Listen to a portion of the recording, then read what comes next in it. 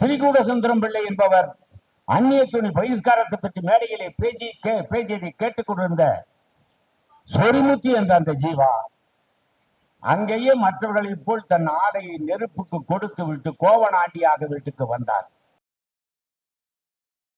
அந்த குழந்தை அழகான குழந்தையா இல்லையா என்பது பிறந்தவுடனே தெரிந்துவிடும். ஆனால் அது அறிவான குழந்தையா என்பதற்கு நாம் 20 ஆண்டு காலம் காத்து கிடக்க வேண்டுமே. அதற்கு பதிலாக என்னையே இப்பொழுது மகனாக ஏற்றுக்கொள் தாயே தான்.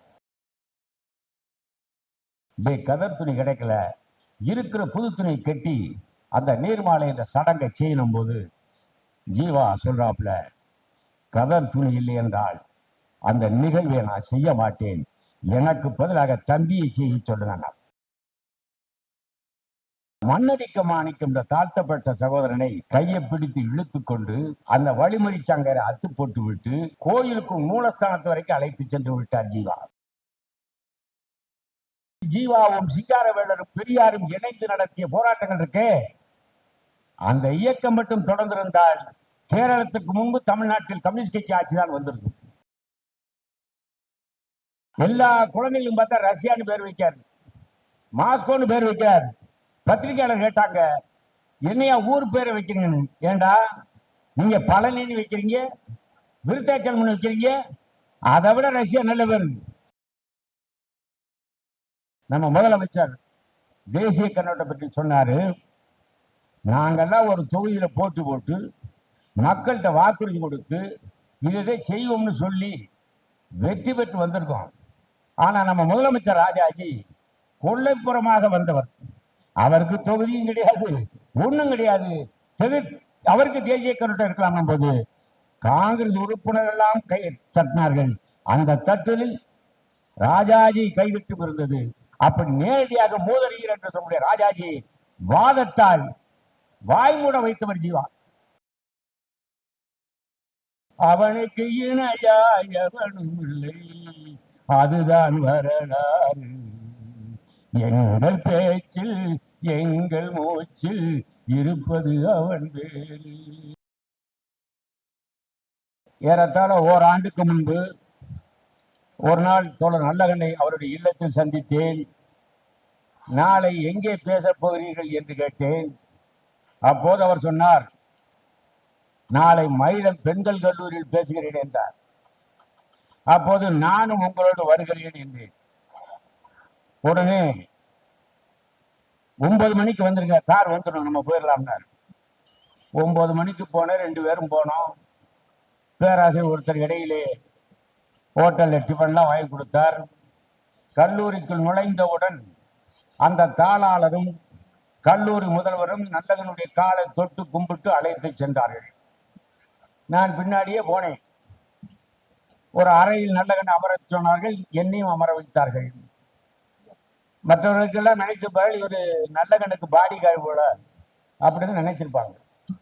ஆனால் தோழர் நல்லகண்ணு, இவரை உங்களுக்கு தெரியாது, இவர் கவிஞர் ஜீவபாரதி, நூற்றுக்கணக்கான நூலை எழுதியவர், நல்ல பேச்சாளர் என்று சொன்னவுடன் அந்த முதல்வர் சொன்னார், ஐயாவை பல தடவை நான் தொலைக்காட்சி பேச்சில் பார்த்திருக்கிறேன் என்று. கூட்டம் ஆரம்பித்து விட்டது. நான் முன்வரிசையில் அமர்ந்திருக்கிறேன். அரசியலில் நாணயம் என்ற தலைப்பிலே தோழர் நல்லகண்ணை பேச அழைத்திருந்தார்கள். 1 மணி நேரம் பேசினார். மாணவர்கள் எல்லாம் குறிப்பிடுத்துக் கொண்டார்கள். முடிந்து அவர் பேசி முடித்தவுடன் தாளாளரும் முதல்வரும் கீழே வந்து, நீங்கள் மேடையில் பேச வேண்டும் என்று சொன்னவுடன், இது தவறு, ஐயா நல்லகண்ணை பேச அழைத்தீர்கள், அவர் பேசிவிட்டார், அதற்கு பின்பு நான் பேசுவது தவறு என்றேன். ஐயாவே விரும்புகிறார், ஒரு 5 நிமிடம் பேசுங்கள் என்றார்கள். நான் மேடையில் இதைத்தான் சொன்னேன். தோழர் நல்லகண்ணி என்னை அழைக்கவில்லை, இந்த கல்லூரி என்னை பேச அழைக்கவில்லை, நானேதான் இந்த கூட்டத்துக்கு வந்தேன். எதற்காக வந்தேன் என்று தெரியுமா? இந்த நல்லகண்ணை எதற்கு பேச அழைத்தார்கள் என்று அறிந்து கொள்வதற்காகத்தான் வந்தேன். அப்பொழுதுதான் ஒரு உண்மை புரிந்தது. ஒரு அமைச்சனையோ ஒரு எம்எல்ஏவோ ஒரு எம்பியோ இந்த கல்லூரிக்கு பேச அழைத்தார், அவர் வீட்டிலிருந்து இங்கு வரைக்கும் கட் அவுட் வைக்க வேண்டும். இல்லை என்றால் இவர்கள் பதவி கெட் அவுட் ஆகிவிடும். ஆனால் நல்லகண்ணுக்கு எதுவும் வைக்க வேண்டிய தேவையில்லை என்பதனால அழைத்தார்கள். ஆனால் அவருக்கு கொடுத்த தலைப்பு அரசியல் நாணயம் என்பது. ஆம், அரசியலில் நாணயத்தோடு வாழ்கின்ற ஒரே மனிதர் நல்லகண்ணு. அவர் பேசுவதற்கு பொருத்தமானவர், ஆகவே அழைத்தீர்கள் என்றேன். அவ்வளவுதான் பேசினேன். அதற்கு பிறகு ஜீவாவுக்கு வருகிறேன். இலக்கிய பேராதன் ஜீவா பூதப்பாண்டியர் பிறந்தார் என்பது எல்லோருக்கும் தெரியும். அவருக்கு பெற்றோர் வைத்த பேர் மூக்காண்டி, சொரிமுத்து என்று அழைத்தார்கள். இது பலருக்கு தெரியும். ஆனால் அவருக்கு சின்ன வயதிலேயே காஞ்சியை பற்றி வந்து விடுகிறது. காஞ்சியை பற்றி வெண்பாக்கள் எழுதி விடுகிறார். திரிகூட சுந்தரம் பிள்ளை என்பவர் அந்நிய துணி பகிஷ்காரத்தை பற்றி மேடையிலே பேசியதை கேட்டுக் கொண்டிருந்த சொரிமுத்தி என்ற அந்த ஜீவா அங்கேயே மற்றவர்களைப் போல் தன் ஆடையை நெருப்புக்கு கொடுத்து விட்டு கோவனாண்டியாக வீட்டுக்கு வந்தார். ஆனால் காந்தி அவரை பாதித்தது நமக்கு புரிய முடிகிறது. ஆனால் அந்த வயதிலேயே காந்தி ஜி வாசகசாலை அப்படின்னு ஆரம்பிக்கிறாரு. விவேகானந்தர் கால்பந்தாட்ட குழு என்றும் ஆரம்பிக்கிறார். அந்த வயதில் விவேகானந்தர் எப்படி அவரை பாதித்தார்? அதற்கு பின்பு தொடர்ந்து பல கட்டுரைகள் விவேகானந்தரை பற்றி எழுதுகிறார். 1963 ஜனவரி 18 இறக்கிறார் ஜீவா. அந்த மாத தாமரையில் விவேகானந்தரை பற்றிய தலையங்கம் எழுதியிருக்கிறார் ஜீவா. அப்ப விவேகானந்தரை ஏன் கொண்டாடினார் பார்க்கின்ற பொழுது, விவேகானந்தர் சிகாகோவில் பேசியதைத்தான் பல பேர் கோட் பண்ணுவார்கள். ஆனால் சிகாகோவில் பேசுவதற்கு முன்பு 8 கூட்டங்களில் விவேகானந்தர் அமெரிக்காவில் பேசியிருக்கிறார். அவர் முதல் கூட்டம் பேசியதே இந்திய பெண்கள் என்ற தலைப்பிலே தான் பேசினார். அந்த கூட்டத்தில் 20 வயது பெண் விவேகானந்தர் பேச்சை கேட்டால், விவேகானந்தர் பேசிய இடங்களுக்கெல்லாம் சென்றால், சிகாகோ பேச்சையும் கேட்டால், அவருடைய பத்திரிகை அவருடைய கட்டையெல்லாம் படித்தார். ஆனால் விவேகானந்தரை சந்திக்க வேண்டும் என்று விரும்பினார்.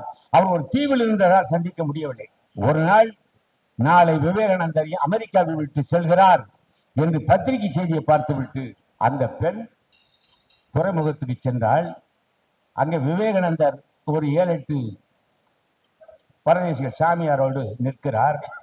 மிகச்சிறந்த அழகன் விவேகானந்தர். இந்த பெண் போகிறாள், உங்களிடம் தனியாக பேச வேண்டும் என்கிறாள். பெர்னாட்ஷாவை படித்தவர்களுக்கு தெரியும். பெர்னாட்ஷாவை ஒரு 20 வயது பெண் சந்தித்து, நாம் இருவரும் திருமணம் செய்து கொள்வோம் என்றால், ஏன் இந்த விபரீத ஆசை என்றார் பெர்னாட்ஷா. அதற்கு அந்த பெண் சொன்னால், நாம் இருவரும் திருமணம் செய்து கொண்டால் உங்களுடைய அறிவும் என்னுடைய அழகும் சேர்ந்து ஒரு அற்புதமான குழந்தை பிறக்கும் அல்லவா. அப்ப பெர்னாட்ஷா சொன்னா, உல்டா போயிட்ட, உன் அறிவு என் அழகும் சேர்ந்து நல்லாவா இருக்கும். இதே மாதிரி தான் விவேகானந்தரிடம் அந்த பெண் உங்களோட தனியா பேச வேண்டும் என்று சொன்னவுடன் சரியா போய் நிற்கிறார். சொல்லுங்க என்றாப்ல, என்னுடைய அழகில் மயங்கி ஆயிரக்கணக்கான அமெரிக்க இளைஞர்கள் என்னை விளையாட்டுக் கொண்டிருக்கிறார்கள். ஆனால் உன் அறிவில் மயங்கி நான் உன்னை தேடி வந்திருக்கிறேன். அப்புறம் அதுக்கு என்ன செய்யணும் அப்படின்ற, நாம் இருவரும் திருமணம் செய்து கொண்டால் உன்னுடைய அறிவும் என்னுடைய அழகும் சேர்ந்து உலகத்துக்கு ஒரு அற்புதமான குழந்தை கிடைக்கும். அப்ப விவேகானந்தர் சிரித்துக் கொண்டே சொல்கிறார், நாம் திருமணம் செய்தால் குழந்தை பிறக்கும் என்பது உண்மை.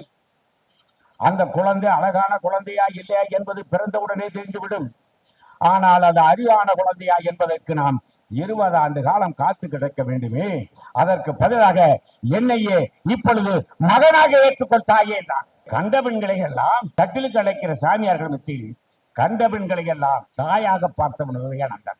ஆகையினால்தான் அவர் ஜீவா அவரை கொண்டாடினார். அந்த பூதப்பாண்டி கிராமத்துல பாத்தீங்கன்னா ஒரு கோயில் இருக்கு. அந்த கோயில் திருவிழாவின் போது வழிமறிச்சான் கயிறு கட்டிடுவாங்க. தாழ்த்தப்பட்ட சமூகத்தை சேர்ந்தவர்கள் அந்த கயிறை தாண்டி போகக்கூடாது. இதற்கு ரொம்ப நாளாவே ஜீவாவுக்கு உறுத்திட்டு, இந்த சூழ்நிலையில் தான் ஜீவாவுடைய தாயார் இறந்து விட்டார். தாயார் இறந்த பின்பு அங்க நீர்மாலைன்னு ஒரு சடங்கு செய்யணும். அது மகன் தான் செய்யணும். கதர் துணி கேட்கிறார். அவங்க அப்பா எங்கெங்கயும் அழைச்சி கதர் துணி கிடைக்கல. கதர் துணி கிடைக்கல, இருக்கிற புது துணி கட்டி அந்த நீர்மாலை என்ற சடங்கை செய்யணும் போது ஜீவா சொல்றாப்புல, கதர் துணி இல்லை என்றால் அந்த நிகழ்வை நான் செய்ய மாட்டேன், எனக்கு பதிலாக தம்பியை செய்ய சொல்லுங்க. அந்த சின்னஞ்சிறு வயதிலேயே பெற்ற தாயை விட பிறந்த நாடு பெரிதும் நினைத்தவர் ஜீவா. அதே மாதிரிதான் அந்த திருவிழாவும் போது கயரை கட்டியதை பார்த்து விட்டு மண்ணடி மாணிக்கம்னு அவர் கூட படிச்ச பையன், அந்த மண்ணடிக்க மாணிக்கம் தாழ்த்தப்பட்ட சகோதரனை கையை பிடித்து இழுத்து கொண்டு அந்த வழிமறி சங்கரை அத்து போட்டு விட்டு கோயிலுக்கு மூலஸ்தானத்து வரைக்கும் அழைத்து சென்று விட்டார் ஜீவா. உயர் ஜாதியினர்களால் தாங்க முடியவில்லை. ஜீவாவின் அப்பாவை சந்தித்து, உன் மகன் தருதலை பேலாத்துறான், ஊரு கட்டுப்பாடை மீறான், அவனை கண்டிச்சு வைக்க மாட்டேன்டாப்ல. ஜீவா மத்தியானம் சாப்பிட போறாரு. அப்போ அப்பா கேட்கிறாரு, ஏண்டா இது உனக்கு தேவையா?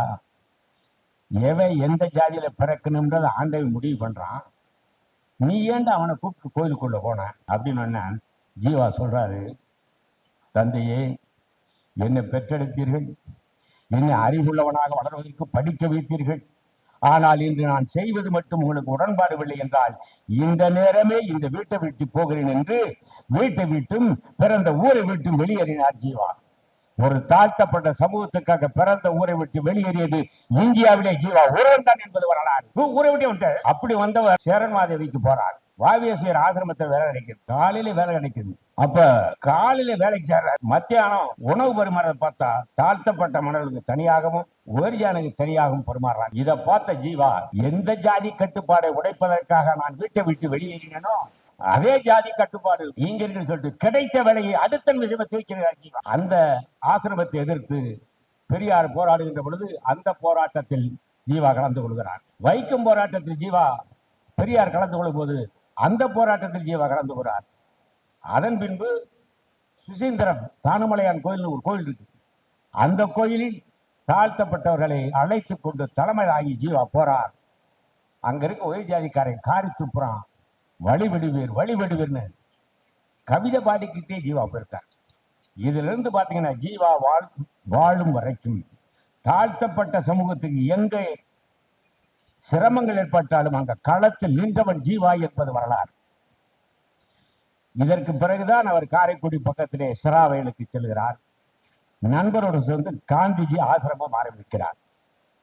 அந்த காந்திஜி ஆசிரமத்துக்கு போன பிறகுதான் ஜீவா தன்னுடைய பேரை ஜீவானந்தம் என்று மாற்றிக்கொண்டார். அது வரைக்கும் அவர் சொரிமுத்து தான். வாவுசி அந்த ஆசிரமத்துக்கு வர்றார். ராட்டினம் பெண்கள் நூத்துக்கிட்டு இருக்காங்க, மாணவிகள். ஜீவாவை அவர் யாருன்னு தெரியாது வாவுசிக்கு. வந்து பார்க்கிறாரு, இங்க பெண்கள் மட்டும்தான் ராட்டினை சுற்றுகிறார்களா, ஆண்களும் சுற்றுகிறார்கள்னா பசங்க நாங்களும் தானே. வாவுசி சொல்ல ஸ்டூபிட் ஆர்கனைசேஷன் அப்படின்னாரு.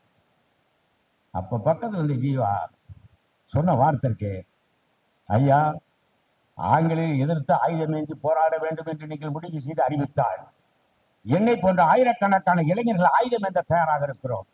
அது இல்லாத போது இருக்கிற ஆயுதத்தையும் குறை சொல்லலாமா என்று சொன்னவுடன் தன்னுடைய வார்த்தையை வஉசி வாபஸ் வாங்குகிறார்.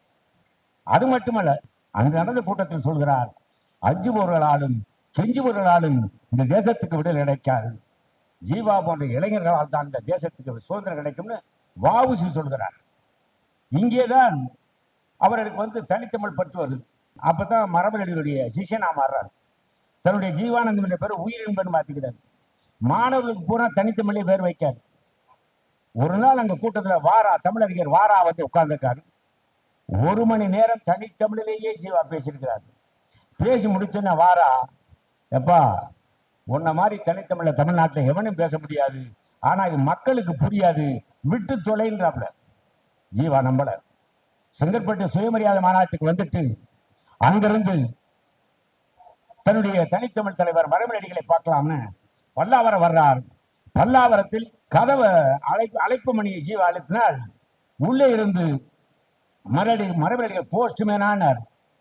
எந்த தனித்தமிழ் தலைவனுக்காக தன்னுடைய பேரையே மாற்றினாரோ அதே மரமலடிகள் உள்ள இருந்து போஸ்ட்மேனான்னு கேட்டோன்ன அவர் வேடம் கலைந்து விட்டது. கதவை திறந்தவுடன் போஸ்ட்மேன் என்பது தமிழ் சொல்லா அப்படின்னு ஜீவா கேட்டார். மரமலடிகள் என்ன காரணம் பற்றி வந்தீர்கள்? காரணம் என்பது தமிழ் சொல்லா. மிரண்டு விட்டார் மரமலடிகள். அந்த நிமிடமே தனித்தமிழ் பற்றி தூக்கி எறிந்து விட்டு பழையபடி ஜீவானந்தமாக மாறினார் ஜீவானந்தம். இந்த காலகட்டத்தில் தான் பெரியகுளம் காங்கிரஸ் கட்சி மாநாடு நடக்குது. வெங்குலட்சுமி ஒரு அம்மா தலைமை வாங்குறாப்புல. அந்த ஊர்ல நான் போயிருக்கேன். ஜீவாவுக்கு ஒரு கெட்ட நோய் என்னன்னா மைக்க பார்த்தா பேசிடணும். அது எந்த கூட்டம் வந்தாலும் கவலைப்பட மாட்டார்.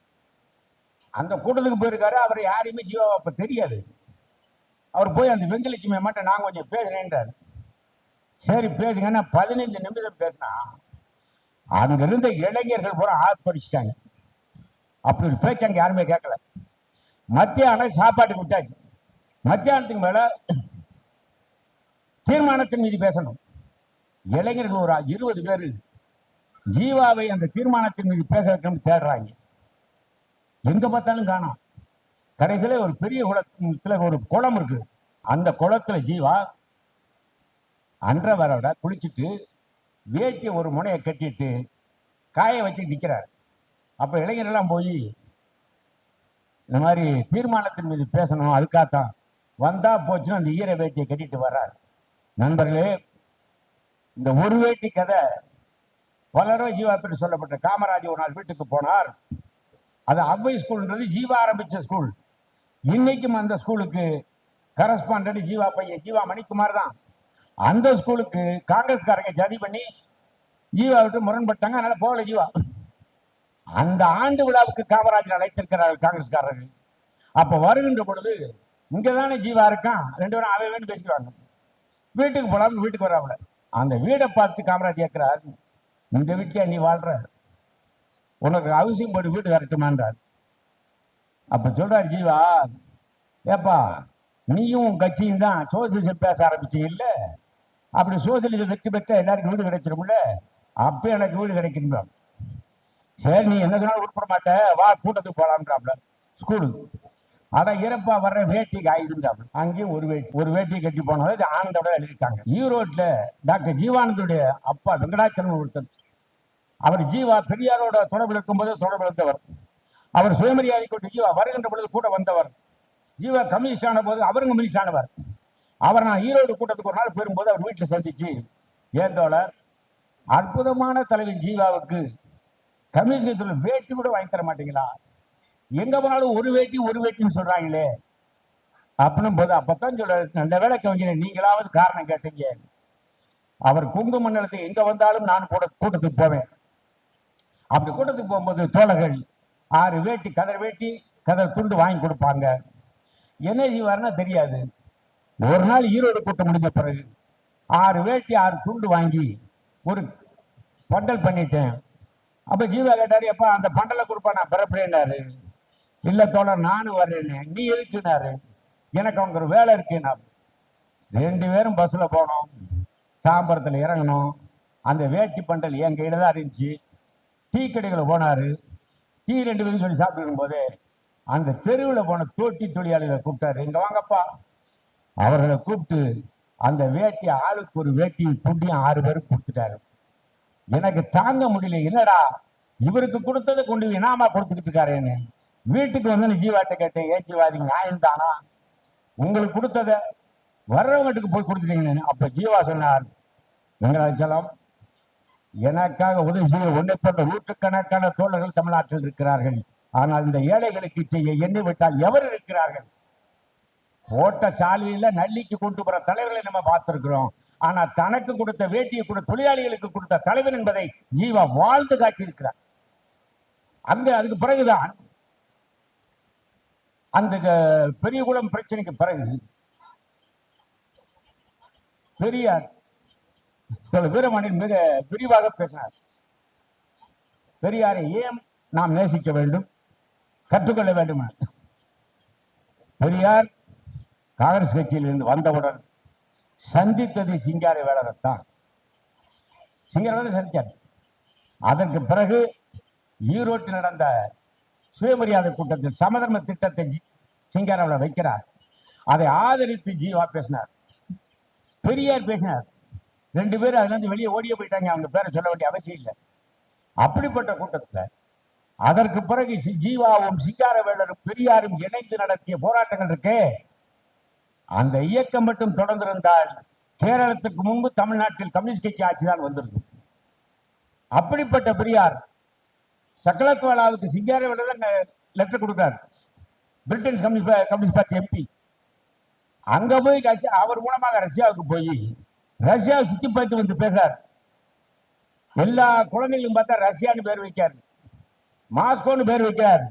பத்திரிகையாளர் கேட்டாங்க, என்னையா ஊர் பேரை வைக்கிறீங்கன்னு. ஏண்டா நீங்க பழனின்னு வைக்கிறீங்க, விருத்தாச்சலம் வைக்கிறீங்க, அதை விட ரஷ்யா நல்ல பேர், அதை விட மாஸ்கோ நல்ல பேர். அவர்தான் கம்யூனிஸ்ட் கட்சி அறிக்கையை தமிழில் வெளியிட்டார். அவர்தான் சிறையிலே பகத்சிங் அப்பாவுக்கு எழுதிய கடிதத்தை ஜீவாவை மொழிபெயர்க்க சொல்லி நான் ஏன் நாட்டிய நாடேன்னு பெரியார் வெளியிட்டார். அங்கதான் சனியன் ஆரம்பிச்சது. அதை வெளியிட்ட பிரிட்டிஷ் தடை பண்ண புத்தகத்தை எப்படி மொழிபெயர்க்கலாம் சொல்லி ஜீவாவையும் பெரியார் அண்ணனையும் கைது பண்ணி பெரியார் அண்ணனை சிறையில போட்டு ஜீவாவை கையிலும் காலிலும் விலங்கு மாட்டி கோவை மாவட்டத்தினுடைய அத்தனை சப்ஜெக்டுக்கும் விடுத்து சென்றார்கள் ஜீவாவை. அப்பொழுதுதான் நீதி கட்சியினர் இப்படியே இருந்தீங்கன்னா உங்களையும் கம்யூனிஸ்ட் சொல்லி பழி வாங்கிடுவாங்க சொல்லி பெரியாரை மடைமாற்றம் செய்தார்கள். திருத்துறைப்பூண்டி மாநாடு, சுயமரியாதை மாநாடு, நீங்க ஒண்ணு நல்லா வரலாற்றை பார்க்கலாம். பெரியாருக்கு சேர்ந்து அண்ணா மரணப்பட்டார். நேரடியாக வாதம் செய்யவில்லை. சொன்ன காரணமும் வேற. புத்தூசு குருசாமி விட்டுவிட்டார், அவரும் வாதம் செய்ததில்லை நேரடியாக. ஆனால் திருத்துறைப்பூண்டி மாநாட்டில் பெரியார் மேடையில் வைத்துக் கொண்டு ஜீவா பேசுகிறார். குடியரசு பத்திரிகை எல்லாம் டேபிள் இந்த பெட்டி வச்ச மாதிரி வச்சுக்கிட்டு நூற்றுக்கணக்கான பகத்சிங்கள் தோன்ற வேண்டும் என்று சொன்ன பெரியார் இன்று நீதி கட்சி பன்னீர்செல்வத்தினுடைய பதுங்குடைய மர்மம் என்ன? பகத்சிங் போன் எனக்கு தூக்கு வராதா என்று சொன்ன பெரியார் இன்று நீதி கட்சியார் ஊசலாடுவது ஏன்? தலைவனுக்காக கொள்கையை விட்டுக் கொடுக்கும் பாரம்பரியத்தை சேர்ந்தவர் அல்ல நான். கொள்கைக்காக தலைவனை விட்டுக் கொடுப்பேன் அப்படின்னு. இது ஜீவாவை தவிர பெரியாரை எதிர்த்து அந்த மேடையில் எவன் பேசியிருக்க முடியாது. பேசிட்டு இறங்குறாரு, பெரியார் அதுக்கு பதில் சொல்றாரு. அது ரொம்ப அதை விட சிறப்பு. ஜீவா இளைஞர், வேகமா இருக்கிறார், பேசுறார். என்னையை இளவெடுக்கிறார், இந்த வார்த்தை என்னையே இளவெடுக்கிறார். அப்படி அந்த இயக்கம் மட்டும் வலுப்பட்டு இருந்தால் தமிழ்நாட்டின் அரசியல் முகமே மாறி இருக்கும். சதியினால் திராவிட இயக்கத்து சுயமரியா இயக்கத்து பிரச்சனை வந்து பெரியார் ஒரு பக்கமும் சிங்காரவேல ஜீவா ஒரு பக்கமும் பிரிந்து விட்டார்கள். அப்படி இருந்தும் கூட 1952 தேர்தலில் இதே வண்ணாரப்பேட்டையில ஜீவா வெற்றிக்கு பெரியார் உழைத்தார். ஏனென்றால் பெரியாருக்கு தெரியும் இது அரசியல் முரண்பாடுகள் தவிர சுயநலம் கிடையாது என்பதை கடைசி வரைக்கும் ஜீவாவை நேசித்தார் பெரியார். பெரியார் ஜீவாவை நேசித்தார். அதே நேரத்தில் இது வடகுநிலை இறக்கின்றார். அவர் தேர்தல் பிரச்சாரம் பண்ண முடியல. ஏன்னா ராமூர்த்தி சிறையில் இருக்கார், மதுரையில் போட்டி போடுறார். அவருக்காக ஜீவா அங்க முகாமிட்டு பிரச்சாரம் செய்தார். சிறையிலிருந்து ராமூர்த்தி ஜெயிச்சார், இங்கே ஜீவா ஜெயிச்சார். சட்டமன்றம் அப்ப 63 கம்யூனிஸ்ட் ஜெயிச்சாச்சு. சென்னை ராஜதானி கம்யூனிஸ்ட் கட்சி ஆட்சி வர வேண்டியதை கெடுப்பதற்காக சதி செய்து கவர்னர் ஜெனரல் இருந்த ராஜாஜியை கொண்டு வந்து மேல் சபை மூலமாக முதல்வராக்கி பல கட்சிக்காரர்களை விலைக்கு வாங்கி காங்கிரஸ் கட்சி ஆட்சி அமைச்சாச்சு. சட்டமன்றம் கூட பல உறுப்பினர்கள் பேசுறாங்க, என் தொகுதியில தண்ணி இல்லை, லைட் இல்லை, அவங்க பிரச்சனை பேசுறாங்க. ஒரு 7-8 பேர் பேசின பிறகு ராஜாஜி டென்ஷன் ஆயிட்டார். எந்திரிச்சு உறுப்பினர்களுக்கு தேசிய கண்ணோட்டம் இல்லாமல் போய்விட்டது, தொகுதி கண்ணோட்டம் வந்து விட்டது, இப்படி இருந்தால் எப்படி தேச உறுப்பினர்? அத்தனை காங்கிரஸ்காரன் அடையிட்டான். ஜீவா மெல்ல எந்திரிச்சார். நம்ம முதலமைச்சர் தேசிய கண்ணோட்டம் பற்றி சொன்னாரு. நாங்கெல்லாம் ஒரு தொகுதியில போட்டு மக்கள்கிட்ட வாக்குறுதி கொடுத்து இதை செய்வோம்னு சொல்லி வெற்றி பெற்று வந்திருக்கோம். ஆனா நம்ம முதலமைச்சர் ராஜாஜி கொள்ளைப்புறமாக வந்தவர். அவருக்கு தொகுதியும் கிடையாது, ஒண்ணும் கிடையாது. அவருக்கு தேசிய கண்ணோட்டம் இருக்கலாம் போது காங்கிரஸ் உறுப்பினர்கள் எல்லாம் கை தட்டினார்கள். அந்த தட்டலில் ராஜாஜி கைவிட்டு இருந்தது. அப்படி நேரடியாக மூதறிஞர் என்று சொல்லக்கூடிய ராஜாஜி வாதத்தால் வாய்மூட வைத்தவர் ஜீவா. அந்த திராவிட முன்னேற்ற கழகத்தினர் வந்து சட்டமன்ற உறுப்பினர் கிடையாது. அந்த காலகட்டத்தில் ஜீவா தமிழ் மொழி ஆட்சி மொழியாக வேண்டும் என்று பேசியிருக்கிறார். அந்த பேச்சை காங்கிரஸ்காரர்களே அங்க பாராட்டியிருக்கிறார்கள். அதே மாதிரி சென்னை ராஜதானியை தமிழ்நாடு என்று பெயர் சூட்ட வேண்டும் என்று முழங்கியவர் முதல் ஜீவாதான். அந்த முழக்கத்தை பிடித்தால் தமிழ்நாடுக்கு அவர் சங்க இலக்கியத்திலிருந்து இலக்கியிலிருந்து மேற்கோள் காட்டி பேச்சிருப்பது என்பது மகத்தான பேச்சு. அதே மாதிரி ஜீவா ஒரு பெரிய கஷ்டம் நட்டினா, காந்தி வந்து இவர் சிராவையில் இருக்கும் போது அறிஞன் பத்திரிகை காந்தி நடத்தும் போது ஒரு லெட்டர் போது காந்திக்கு, பாபுஜி உங்களுடைய அறிஞர் பத்திரிகை தொடர்ந்து படிக்கிற முட்டாள்தனமான கருத்துக்கள் அதிகமா இருக்கணும். அது காந்தி கடிதம் எழுதார். உங்க கடிதம் கிடைச்சி 3 நாளை தூக்கப்படல, நான் சென்னை வந்தா சந்திக்கிறேன். அவர் இலங்கை போகின்ற பொழுது காரைக்குடியில் தங்குறார். தங்குனது கம்பனடிப்புடி சாக்கணேசன் வீட்டில். கூட இருந்தது ராஜாஜி, சத்தியமூர்த்தி. காலையில காந்தி செல்ஃப் சைன் பண்றார். அப்ப கூப்பிடாரு ராஜாஜிய, சிராவையில் போகணும், எவ்வளவு தூரம் இருக்கும்ன்றாரு. ராஜாஜி கேட்கிறாரு, என்ன விஷயம்ன்றாரு. ஒரு நண்பரை சந்திக்கணும்ன்றாரு. அந்த நண்பர் பேரை சொல்லுங்க, நான் போய் கூப்பிட்டு வர்றோம்ன்றார் ராஜாஜி. கூப்பிட்டு வந்து சந்திக்க வேண்டிய நண்பர் அல்ல, நான் போய் சந்திக்க வேண்டிய நண்பர். ஒரு காரை ஏற்பாடு பண்றாங்க. தமிழ் கடல் ராய சொக்கலிங்கம், ராஜாஜி, சத்தியமூர்த்தி பின்னாடி அமர்ந்திருக்க, காந்தி முன்னாடி இருக்காரு. டிரைவர் ஓட்டிட்டு போறாரு. அந்த சிராவேலுக்கு போகுது. தன்னுடைய கடிதம் எழுதினவர் சிராவேலுக்கு எழுதியிருக்காரு. அது போகும்போது அந்த கடிதத்தை, அந்த கடிதரை மடிச்சிருப்பாரு, அதனால அந்த நெத்தை மடிச்சு வச்சுக்கிறாரு. அந்த முகவரியில போய் நிக்குது காந்திஜி ஆசிரமனே போடு. இவர் எதுக்கு போனார் தெரியுமா? இப்படி விவாதம் எழுதி ஆர்குமெண்ட் பண்ண ஒரு 70 பெரியவரா இருப்பாரு, அவற்றை ஆசி வாங்கலாம் என்றுதான் அங்க காந்திஜி போனார். உள்ள போய் அந்த கடிதம் எழுதினவர் யாருன்னா 20 வயசு பையன் ஜீவா வந்து நிற்கிறார். நீங்களான்னாரு. ஆமா. அப்பயும் ஜீவாசமான காந்தியோட அவருடைய வர்ணாசிரம கொள்கையை பற்றி கடுமையா விவாதிக்கிறாப்புல. அதுக்கு பிறகுதான் காந்திஜி கேட்கிறாரு, ஒரு பள்ளிக்கூடம் நடத்துறீங்க, என்னென்னமோ சேவை செய்றீங்க, உங்களுக்கு எவ்வளவு சொத்துன்னு. அப்ப ஜீவா சொல்றாரு, இந்த தேசம்தான் எனக்கு சொத்துனாப்ல. அது காந்தி இல்லை, இந்த தேசத்தின் சொத்து நீங்கள்னாப்ல.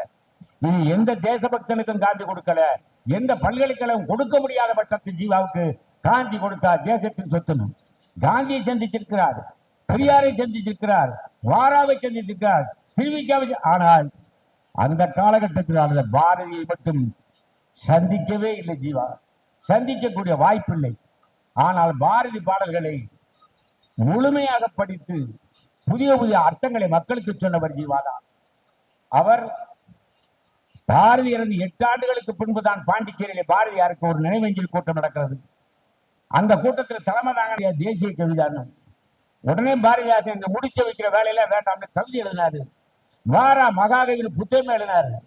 ஆனால் ராஜாஜி கல்வி சொல்வதா நியாயம், அச்சமில்லை கற்று எழுதினார். மீண்டும் இந்த வாதம் வருகின்ற பொழுது ஒரு கட்டத்தில் அது வாரா மற்றவர்களும் சண்டை போட்டதுனால அதை அப்படி அமைக்கிட்டு இப்படி எல்லாம் வாதம் வரும் என்பதற்காகத்தான் அந்த வாதத்தை கிளப்பினர் கல்வி சொன்னார்.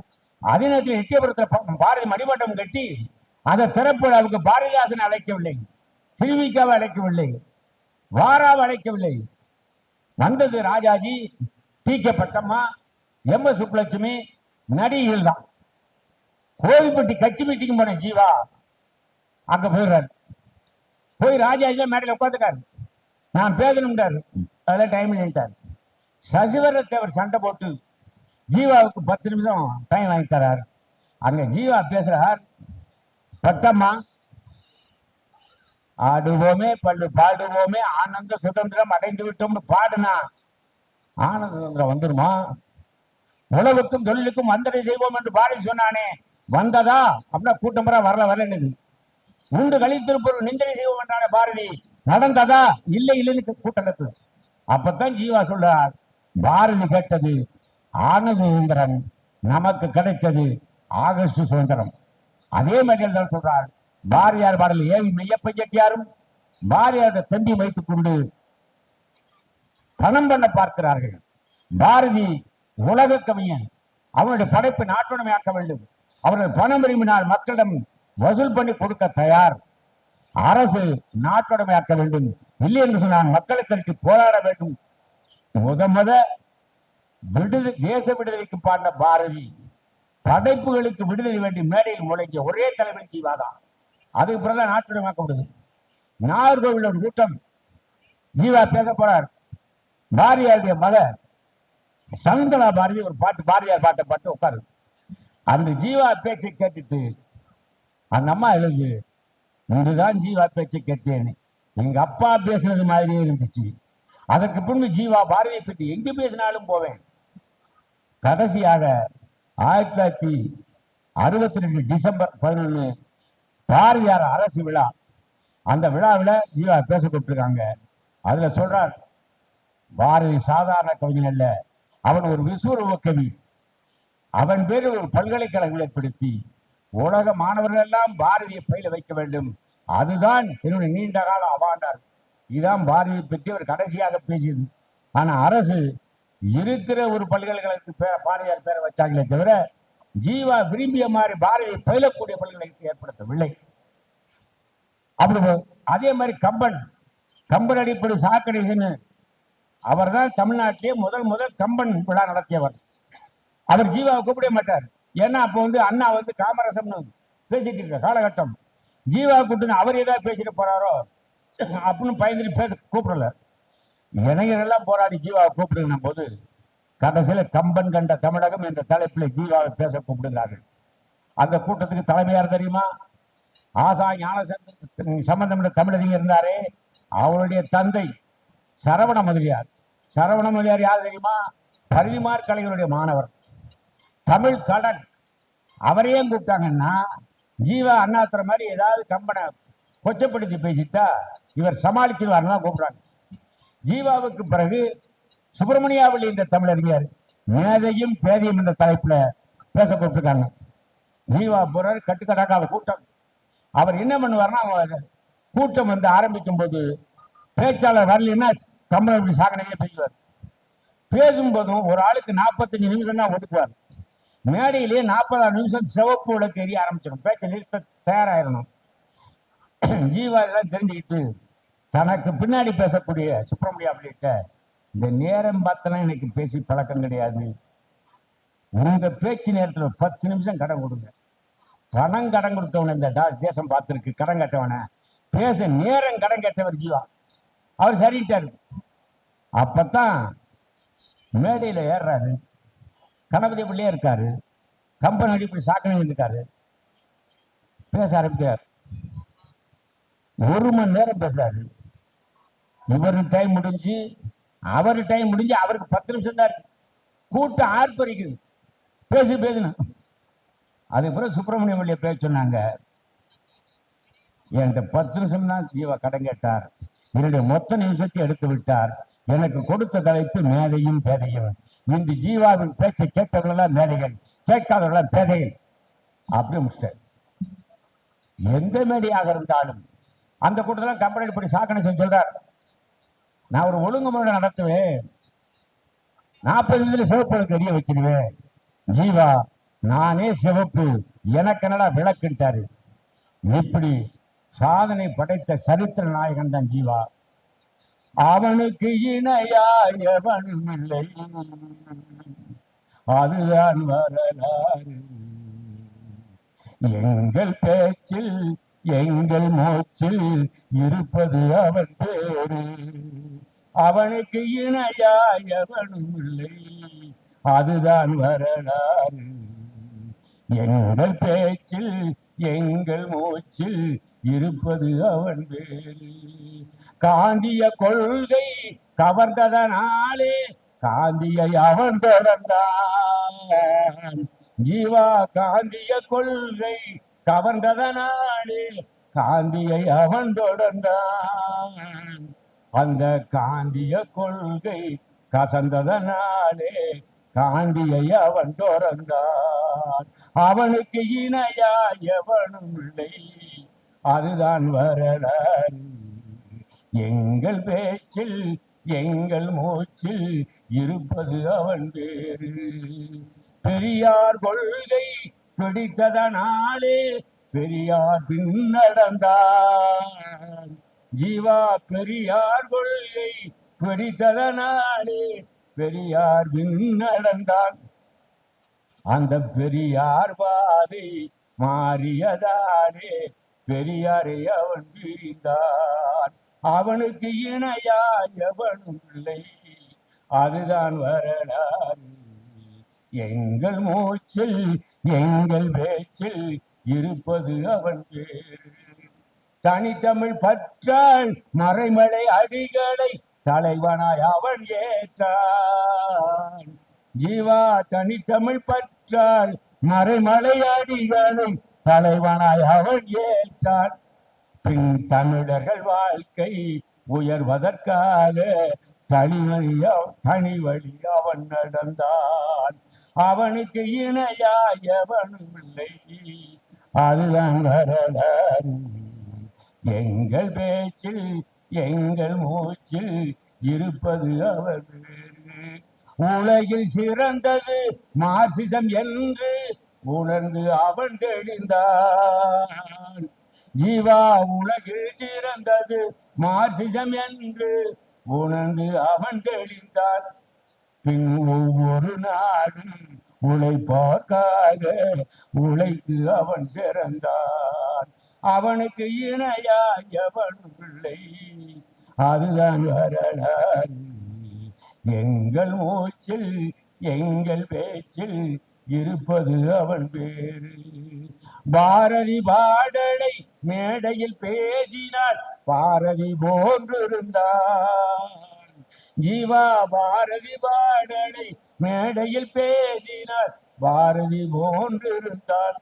நம் பாமர நிலையை பேசிடும் போது பகத்சிங்கை அவன் தெரிந்தான்.